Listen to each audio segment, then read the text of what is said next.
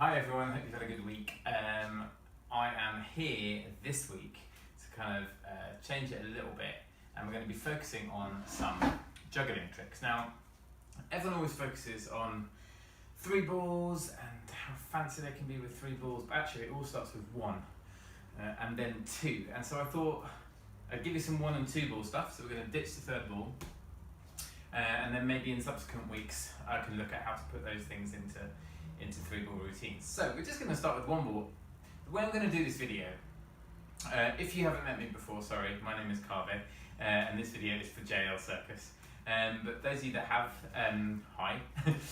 We're going to start with just 1 ball, and I'm going to show you a few ideas for tricks. I'll break down some of them, but some of them are fairly self-explanatory and you just have to practice.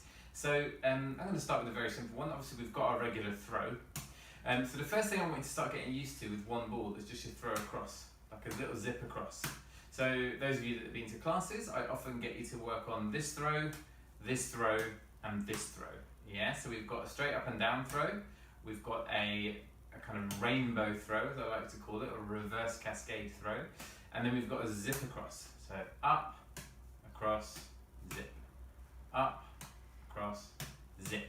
Work on that on both sides. So you've also got an up, across, zip. Just get used to that, so you're just more comfortable with the ball doing different things. Great. Right, first thing I'm going to introduce, we're going to fly through this. It's a video. The great thing about a video is you can pause it and rewind it and watch it again. So I'm going to try and squeeze in loads with the understanding that you've got a pause button and you can rewind. Cool. So here's our 1 ball. Instead of throwing it across, you're going to just take it and you're going to throw it under your arm. Yeah? So you're just going to throw it under your arm. I'm imagining most of you can do this pretty quickly, but I just wanted to show it to you so when we get to 2 balls, I can show you how that translates. So 1 ball under the arm, 1 ball under the arm. The next one we're going to do, some of you may have done this in class, you're going to take the 1 ball and you're just going to throw it under your leg. So I start with the same leg as hands. I'm going to lift my right leg, take the ball in my right hand and throw it underneath. When I'm doing this, I'm thinking, some of you might get stuck in like this, so you might end up doing this, or you might throw the ball forward. I want you to think about lifting your leg first. So think about getting the leg up so you're sort of balancing there. Get the ball underneath your leg so you can actually see it, and then you throw it up, yeah? Try and really think of the up rather than across. It's really important with this throw, yeah? Once you've got it on 1 leg, you can try on the other leg, then you can try going across, so you're going opposite. So you can go right hand under left leg, left hand under right leg, and then you put them all together. So you go right under right, left under left, right under left, left under right. Make sense? Good, hope you're keeping up. So, we've got our under legs, we've got our under the arms. The next one we're going to try is we're actually going to try and throw it under this arm here. So we're going to throw it just there. So you're leaning back, and a lot of this is in the wrist. So I'm going to show it to you from behind so you can see. Got the ball in his hand, I'm leaning back and I'm giving it a little flick just there so you can see I catch it in the other hand. So a lot of it is in that wrist action, and the trick is to let go of the ball at the right time. If you let go of it too early, it's going to go over there. And if you let go of it, I've never tried it too late, but I guess if you let go of it too late, it's going to go over there. So, just as it hits, so you're aiming at a point here, whoop, and throwing it up. Yeah? That is behind the back, you can do it on both sides. Learn everything on both sides, guys. I'm getting old and my shoulders are getting a bit stiffer, so I'm finding my brain has slowed down. But try and learn everything on both sides. So you've got it under both arms there. Cool. Next thing you're going to try, you're going to try a 1 more throw actually, which is possibly the most complicated, and I'll show it to you from the side. So you're going to have the ball in your hand here. You're going to aim to throw it over this shoulder. Okay, so I've got it in my hand, and I'm going to just go whoop. So it goes over the shoulder. This might be my favourite throw. I love doing it. And you're going to just throw it there. I learnt this one. I learnt most of my 3-ball juggling in my bedroom when I was a kid, and it was quite a small bedroom. I had a little single bed that I shared the room with my brother. He'd get really annoyed with me. But I'd practice regular juggling. I'd practice over my bed, so that if I dropped him, you have to bend down and pick him up. But this trick, I remember practicing with the bed behind me, and next to the bed was a wall. And so again, like if the common thing is to just let go of it too early, and you just throw it behind you, so you kind of end up going, it just goes over there. So you want to think about just letting go of it just at the right time. So yeah, practicing with a wall or a cupboard, I don't know, a couple of feet behind you is a good idea, so it doesn't go miles away. Saving yourself work, guys. So you can do that again, both hands. And you catch it in the same hand or the opposite hand. So opposite hand means that you can just then alternate shoulders really easily. That is the trickiest. Don't worry if you don't get that one. It's quite hard, but persevere. Try it every now and again. Eventually it will come and you'll feel super cool because you can just stand there and just, not super cool when I do it. Be super cool when you do it. Okay. So, going to show you some bounces. Again, those of you that have been to classes, some of you might have already seen these, tried these, but it's good to refresh your memory. And those of you that haven't been to classes, something new for you to try. So first one is, we're going to go for a knee bounce. So here's our knee, and take this out of my pocket. That was bad prep, guys. So you've got this in your hand, you're just going to throw it, hit it with your knee. So there, hit it with your knee. So I'm thinking about bringing my knee up to about hip height or slightly above, and I keep my foot on the floor at the beginning. So foot's on the floor. I only bring my knee up once it's about to fall. If I start with my foot off the floor, this is what commonly happens, then it's really hard to get that power to hit the ball. So really use the floor. So I'm throwing it there. Makes sense, yeah? Those of you that have played any kind of football or stuff like that, you'll find this not too tricky. You're aiming the ball about here on your knee. Yeah, you don't want to go right near your body. And don't throw it too far away because you'll end up reaching forward all the time. Give it a go. So we've got a knee bounce. One of my other favourite bounces is off the elbow. Those of you that have been taught by me will know this. So you're going to throw the ball from one hand.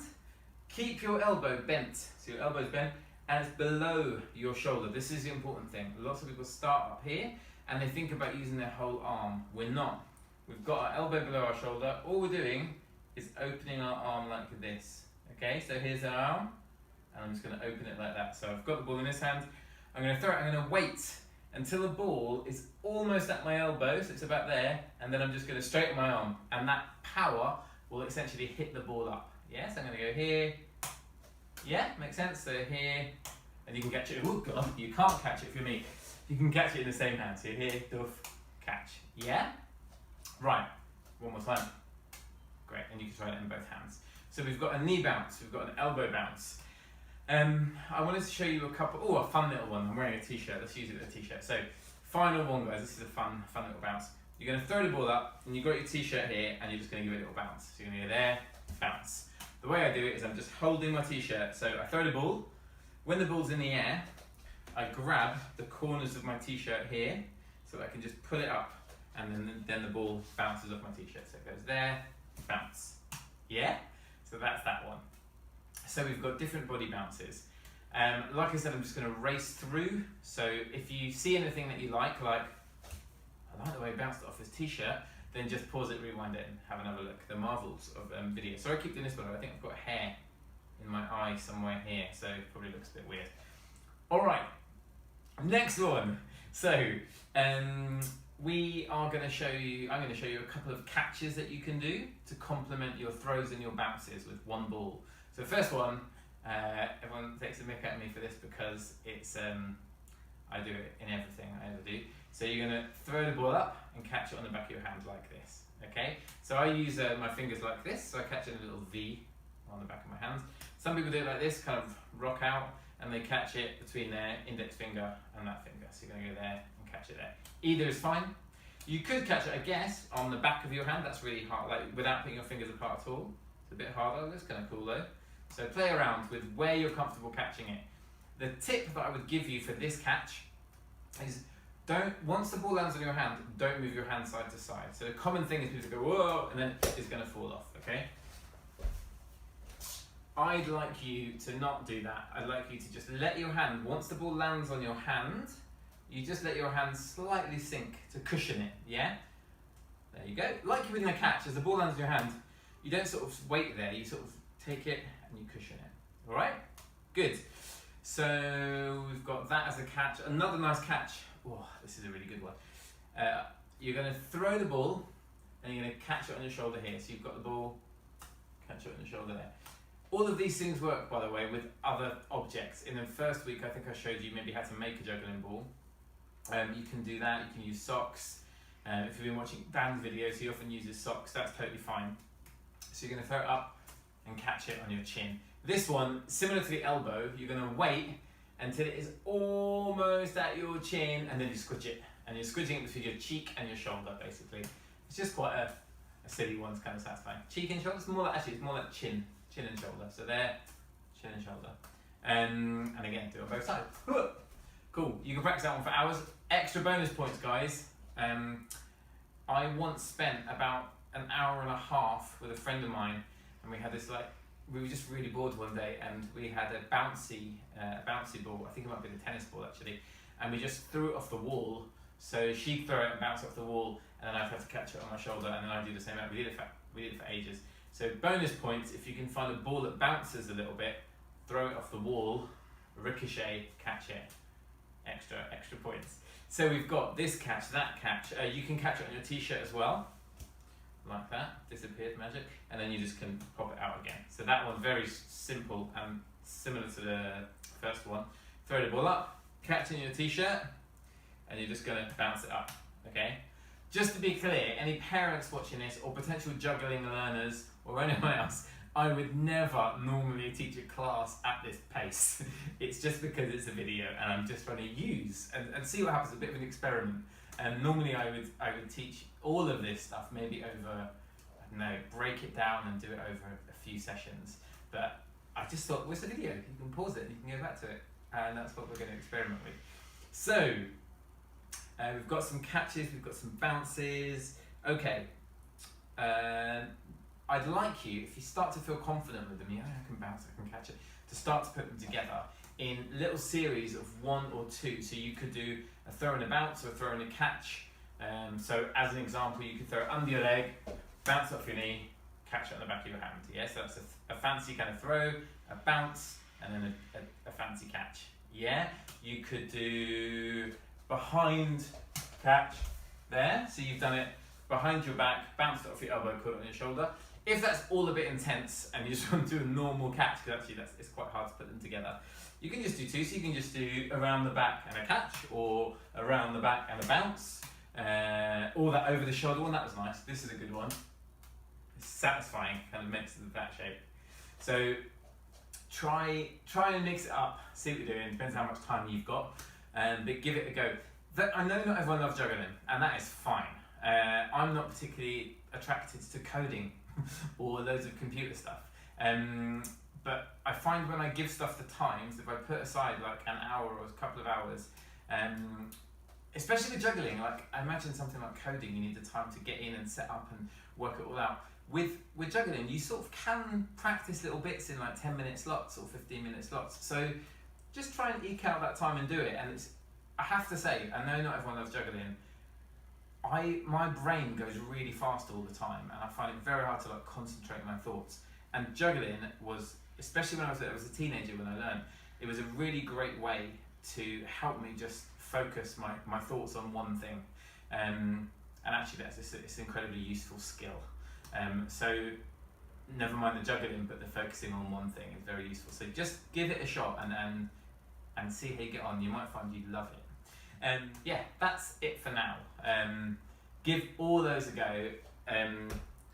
Those of you that are non-jugglers, those of you who haven't got to 3 balls yet, or think juggling is not for them, do the stuff with 1 ball. It's super useful, it's quite a fun thing to do, and then hopefully when we meet again in person, we can get back to it. I've quite enjoyed doing this actually, because I don't often do all of that stuff in one go. I hope you've enjoyed it, and I hope you managed to find something useful in it, and I will see those of you from JL Circus, I will see next Wednesday. Those of you not from JL Circus and from the greater universe, drop me a line if you want. I run a company called Nearly There Yet, and been super inactive at the moment because of lockdown, but it's still nice to get messages. So we're on Facebook, we're just at Nearly There Yet, or Instagram at Nearly There Yet. You can find us super easily. Just drop us a little message, maybe saying you've seen this video, that you enjoyed it, or things that you want to see more of. That would be really useful too. Okay, I hope you've enjoyed it. I've enjoyed chatting to you guys. See you all soon. Take care.